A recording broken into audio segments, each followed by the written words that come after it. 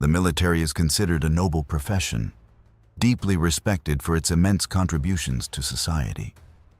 Yet, even in the wildest imagination, no one could have envisioned a soldier so willing to throw away all dignity, stain his honor, and tarnish his image, all to become a sadistic killer who would shock Canadian history. The central figure of this story is 47-year-old Colonel David Russell Williams, a highly regarded pilot in the Canadian Armed Forces. He had been entrusted with key missions during major state events and frequently interacted with prominent political figures. He even piloted planes that carried Queen Elizabeth II, the Governor-General of Canada, and foreign dignitaries. But all of that prestige came crashing down when Russell Williams committed crimes that horrified the entire nation. Russell Williams was born in Bromsgrove, England, before emigrating with his family to Canada. When he was just 6 years old, his parents divorced. His mother later remarried a close neighbor, forcing the family to move once again. Despite a childhood without a father figure, Russell excelled academically, eventually earning admission to a prestigious university in Toronto. In 1987, at age 27, Williams joined the Canadian military with big ambitions to dedicate his youth to national security. Recognizing his potential, his superiors sent him to flight school, where he trained as a pilot in the Royal Canadian Air Force. From 1990 to 1991, he served as an instructor. At age 31, Williams was posted to CFB Trenton, near Ottawa, Canada's capital city. In 2009, after nearly 2 decades of service, he became the base commander of CFB Trenton, one of the most important Air Force bases in the country. His career skyrocketed, and he was seen as a model officer. He regularly piloted VIP aircraft, transporting top politicians and diplomats. Over his 23-year career, he flew Queen Elizabeth II, the Duke of Edinburgh, Canada's Governor-General, and multiple prime ministers. Williams also had what seemed like the perfect personal life. He married Mary Elizabeth Harriman, a respected health sector professional and executive director of the Heart and Stroke Foundation of Canada. Together, they were viewed as a successful and enviable couple. After years of hard work, they purchased a luxurious home in Ottawa in 2004 and later bought a secluded cottage about 2.5 hours away, where they spent quiet weekends away from city life. However, Russell often visited the cottage alone during his leave. And it was there that a disturbing habit took root, one that would evolve into crimes so horrific that Canada would never forget. By 2007, Williams's criminal behavior began to surface.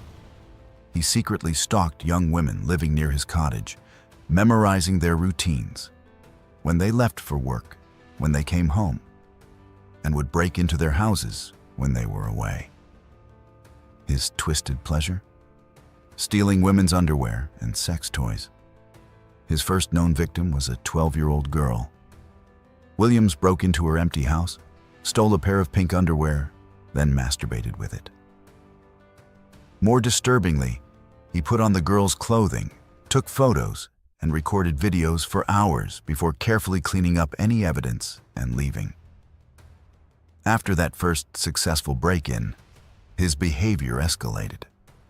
He broke into dozens of homes, sometimes revisiting the same house multiple times, stealing more lingerie and documenting everything with photos and videos. As time went on, the monster inside him grew bolder, consuming whatever morality was left in this once respected officer. In November 2009, Williams drove about 30 minutes from his home in Tweed, Ontario, to a nearby residential area. Sitting quietly in his car, he waited until the homeowner, a woman named Jane Doe, name withheld in media, left the house. Williams broke in, went straight to the bedroom, searched the drawers, and found lingerie and sex toys. This time, he escalated his behavior. He accessed her computer and stole private pornographic videos. Before leaving, he typed a threatening message on her computer, warning her that if she called the police, he would expose her belongings to everyone. This was the first time he directly tried to psychologically terrorize a victim. When the woman returned home that night, she found her door broken, her bedroom ransacked, and the chilling message left behind. Too terrified to call the police, she fled to a friend's house. But Williams had anticipated this. Knowing the house would now be completely empty, he returned a few days later. He stripped, put on the victim's lingerie, posed in front of mirrors, took more photos and videos, and stayed in the house for hours, free from fear of being interrupted. Days later, Williams targeted another victim, a 21-year-old single mother who also lived in Tweed. This time, his crimes reached a new level. Instead of waiting for the victim to leave, he broke in while she and her young child were home. Wearing a mask to conceal his identity, Williams silently entered her bedroom and waited. When the woman returned after putting her son to bed, he ambushed her, tied her to a chair, blindfolded and gagged her, and threatened to kill her if she made a sound. He forced her to pose for explicit photos and videos for 3 hours, leaving her traumatized. The very next morning, Williams put on his Air Force uniform, pinned on his medals, and attended a charity event. A stark reminder that he was living a double life. 13 days later, another woman named Lori Massicott called the police to report that she had been attacked in her own home. She told investigators that a masked man struck her unconscious, tied her to a sofa, stripped her naked, and sexually assaulted her. Police quickly connected her case with the previous assaults. The methods were identical and clearly the work of the same perpetrator. But they still had no suspect. Unfortunately, Lori suspected a neighbor named Larry Jones, who then faced severe public backlash, verbal harassment, and even physical assaults. The real attacker, Russell Williams, remained above suspicion, in fact. His rank as a respected colonel reassured the community, making him the last person anyone would have imagined as a predator. Russell was a cunning predator who fooled everyone with his outward appearance while secretly continuing his depraved acts, even at work. At the Air Force Base where Colonel Russell Williams served as commander, there was a female officer named Marie-France Comeau, 38 years old, who was one of his trusted subordinates. They had worked together on many VIP flights carrying high-ranking officials, where Marie was assigned as a flight attendant. Because he was her direct superior, Williams knew everything about her: her phone number, home address, relationships, and work schedule. Nothing escaped his watchful eye. Once he had chosen Marie as his next victim, he began breaking into her home whenever she was away to commit the same twisted acts he had done to other women. In November 2009, Marie's life changed forever. She discovered that several pieces of her underwear had gone missing from her drawers. She searched carefully, but could not find them anywhere. While she found it strange, it didn't seem serious enough to report to the police. She assumed they had been misplaced or blown away while drying outside. At the end of November, Marie was scheduled for an overseas work trip. Seeing an opportunity, Williams planned to strike, convinced he wouldn't be caught. But fate had other plans. Marie unexpectedly took a day off without notifying anyone. When Williams arrived and saw that she was still home, instead of leaving to protect his secret, he grew bolder. He hid in the basement, armed with a knife, waiting for her to come down.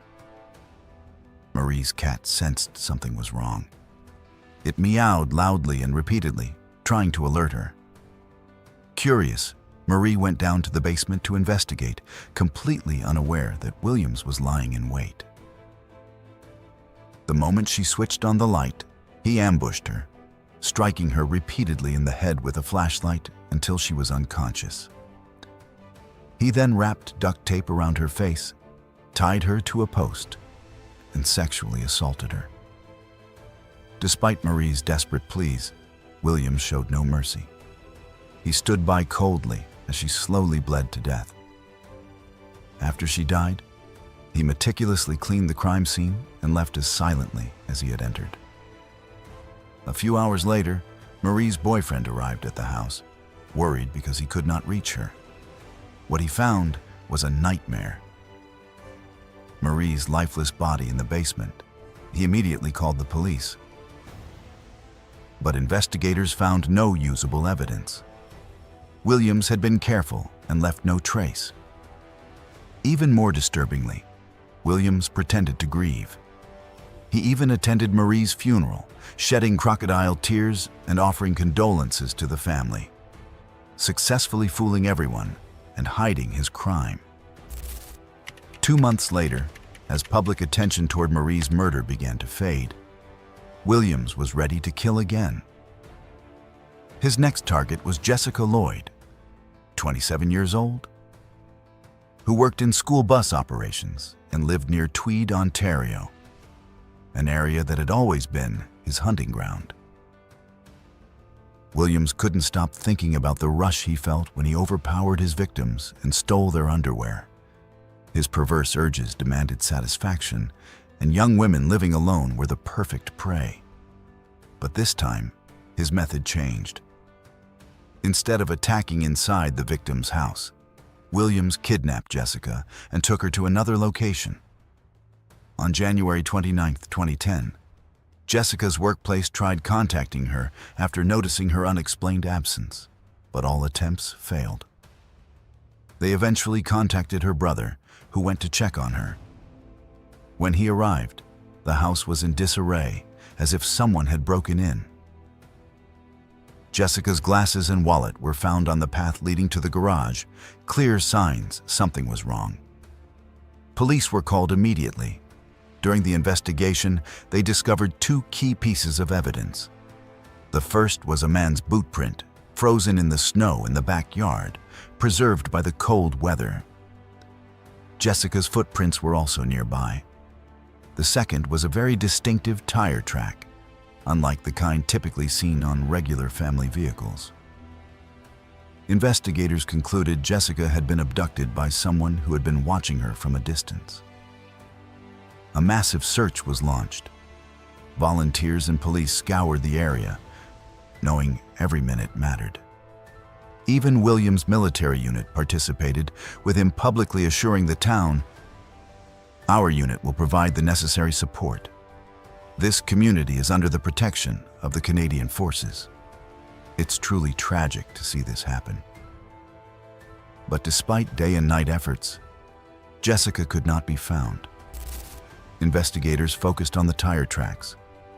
They decided to set up a roadblock on Highway 37, leaving only one exit route open. Every car passing through would be checked. On February 4, 2010, they found it. A Nissan Pathfinder SUV with tires that matched the prints exactly. The officers exchanged glances, silently realizing they had caught their suspect. But the real shock came when the driver's window rolled down. It was Colonel Russell Williams, the highly respected base commander. Still, Williams remained calm. He told officers, "Can you make this quick? My son is very sick and I need to get home to check on him." Not wanting to escalate suspicion too soon, the police let him go, though they were now convinced he was their man. Later, investigators confirmed that Williams did not have a son. His story was a complete fabrication. Soon after, Williams was formally summoned for questioning. Detective Sergeant Jim Smith, a veteran criminal interrogator with the Ontario Provincial Police, handled the interview. Because Williams was a senior military officer, the case was too serious to leave to local police. In the interrogation room, Williams appeared calm and confident, chewing gum casually. But when Smythe confronted him with the evidence, specifically the matching tire tracks, Williams fell silent. Within hours, he confessed, spending over 10 hours giving a detailed statement about his crimes and how his twisted sexual compulsions had driven him to become a serial killer. On the night of January 28, 2010, Colonel Russell Williams secretly watched Jessica Lloyd from outside her home while she was exercising on her basement treadmill. At around 1 a.m. on January 29th, he broke into the house while Jessica was asleep. He blindfolded and gagged her, then sexually assaulted her for 3 hours. After satisfying his twisted desires, Williams dragged Jessica to his car and drove her to his home in Tweed, Ontario. She was still alive and begged him to spare her life. Williams agreed, but only if she obeyed his commands. He kept her captive for almost 21 hours, repeatedly assaulting her. When it was over, Williams broke his promise and murdered Jessica without remorse. He hid her body in his garage and later buried it in a wooded area near Tweed when no one was around. Williams later explained that he decided to plead guilty to relieve himself of the psychological burden of his crimes, and, more importantly, to spare his wife from further pain. After giving his confession, he left a note for his wife expressing remorse, begging for forgiveness, and asking her to continue caring for their cat. The case moved quickly. Within 24 hours, Russell Williams was arrested. Police searched both his home in Tweed and his house in Ottawa.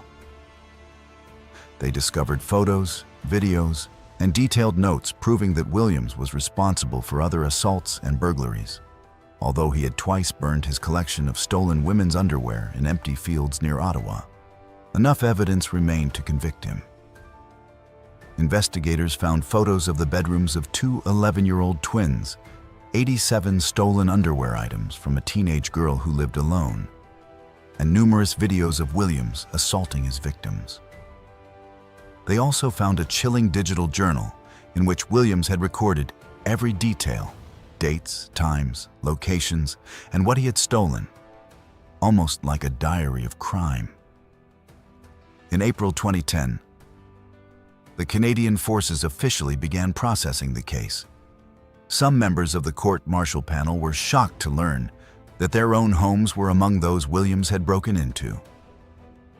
That same month, Williams attempted suicide in prison by stuffing cardboard down his throat, but failed. He was placed under constant suicide watch. On July 23, 2010, Williams appeared before the Ontario Superior Court in Belleville.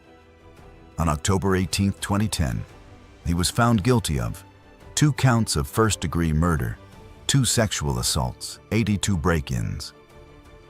The prosecution presented disturbing photos taken by Williams, some showing victims tied up and terrified, others showing him wearing their lingerie while visibly aroused. Some lingerie had cartoon characters printed on it, and there were close-up photos of silk underwear. The prosecutors only described the videos instead of playing them in court because they were too graphic and violent. On October 20, 2010, Williams was sentenced to life in prison without parole for 25 years, plus 125 additional years for his other crimes. Even after sentencing, he showed no remorse and offered no apology.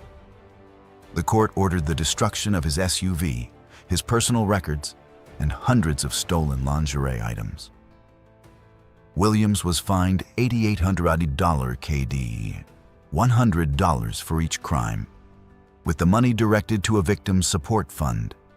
The case of Russell Williams reminds us that not everyone who appears respectable and honorable truly is. Sometimes, a polished exterior hides something monstrous, something no one could ever have imagined.